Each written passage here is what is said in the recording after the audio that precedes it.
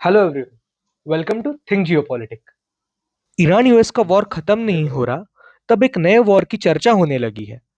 आपको फोटो में जो व्यक्ति दिख रहे हैं, इनका नाम है जो केंट, जो यूएस गवर्नमेंट में काउंटर टेररिज्म चीफ हुआ करते थे। He was very influential in US foreign policy.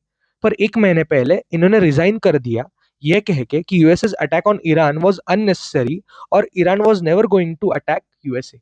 जो केंट ने यह भी कहा है कि USA is soon going to leave NATO to start war with Turkey. Trump के लेटेस्ट ट्वीट्स देखेंगे तो उन्होंने ओपनली नेटो पे वर्बल अटैक किया है। लाइक नेटो ने यूएसए की वॉर में हेल्प नहीं की जब यूएसए को नेटो की जरूरत थी। सब पूछ सकते हैं, पर अचानक यूएसए, इसराइल और टर्की का इशू क्यों हो रहा है? इसका जवाब आपको मैप से मिलेगा। सीरिया की बॉर्डर नॉर्थ से टर्की से ज्वाइन होती है और डाउन सदर्न सीरिया की इसराइल से।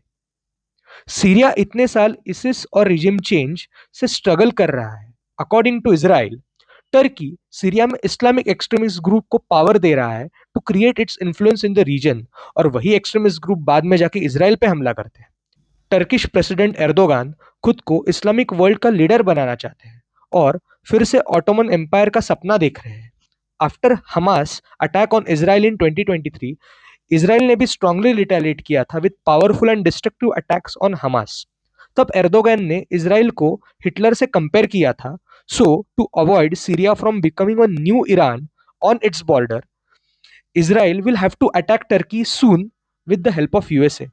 बट प्रॉब्लम यह है कि USA and Turkey both are members of NATO. So Turkey पे अटैक करने के लिए यूएसए को नेटो से बाहर निकलना ही पड़ेगा। On the other hand, European Nations ने नेटो माइनस यूएसए के लिए खुद को तैयार करना शुरू किया है, और जिसका मेंबर टर्की मोस्टली नहीं होने वाला है, which will avoid Europe from entering the war when US Israel attacks Turkey. Recently Turkish foreign minister ने भी इसराइल को क्रिटिसाइज किया है, saying that Israel is trying to declare Turkey as a new enemy. So NATO के अंत के साथ ही Turkey Israel की युद्ध की नींव रची जाएगी, ये तो फिक्स हो गया है।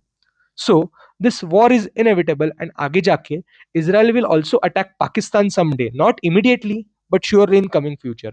So geopolitics is going to be very interesting, and we as India and Indians should keep only national interest as our priority rather than taking sides. Do let me know your views in the comment section. Jai Hind.